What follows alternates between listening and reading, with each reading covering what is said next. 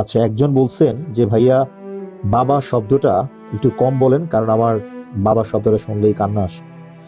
তো আসলে যেমন আমি যখন ছোট ছিলাম, আমি আমার গ্রামে বড় হয়েছি। তো আমার মনে আছে ছোটবেলায় আমাদের যে গ্রামটার নামই হচ্ছে বিশ্বাস। আমাদের গ্রামটা হচ্ছে আমাদের পূর্বপুরুষদের নাম অনুসারে গ্রামের নামকরণ করা হয়েছে বিশ্বাস।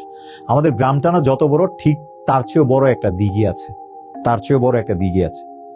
তো ওই দিঘির মধ্যে আমার মনে আছে ছোটবেলায় আমার বাবা আমাকে গোসল করাইতে নিয়ে গেছেন। তো বাবা গোসল করাইতে নিয়ে যাওয়ার পরে আমার হাত পা গুলা আমার বাবা হচ্ছে ধরেন ক্লিন করে দিচ্ছে আর কি, মানে হচ্ছে গা কস্তায় দেয়া যেটাকে বলে, বা মোড়াই দেয়া, এরকম কিছু একটা আর কি। তো বাবা যখন আমার একটা হাত মোড়াই দিচ্ছে, মোড়াই দেওয়ার পরে তো অপর হাতটা তো ক্লিন করা বা এখন হচ্ছে মানে হচ্ছে ক্লিন করা হয় নাই, তখন বাবা এইভাবে কম্পেয়ার করতো, দেখছোস যে তোর এই হাতটা কত সুন্দর, এই হাতটা অত কালো, রোদের মধ্যে বেশি ঘোরাঘুরি করিস না, খেলাধুলো করিস না, কালো হয়ে যাবে। যখনই আমি হচ্ছে বাড়ি যাই বা হচ্ছে ওই দিঘির পাড়ে বসি বা এই জায়গায় হচ্ছে দাঁড়াই, তখন হচ্ছে বাবার এই কথাটা আমার খুব বেশি মনে পড়ে, খুব খুব বেশি মনে পড়ে।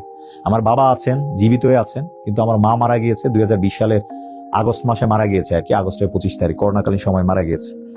তো আমি বলতে চাই আপনাদের বাবার অনেক অসংখ্য স্মৃতি আপনাদের কাছে আছে, চাইলে বাবার এই ছোট ছোট স্মৃতিগুলা হচ্ছে আমাদের কমেন্টস অংশে একটু শেয়ার করতে পারেন, হয়তো আমরাও আমাদের পডকাস্টে এগুলো নিয়ে কথা বলবো একদিন। আপনার বাবার জন্য হোক না এই ক্লাসটা।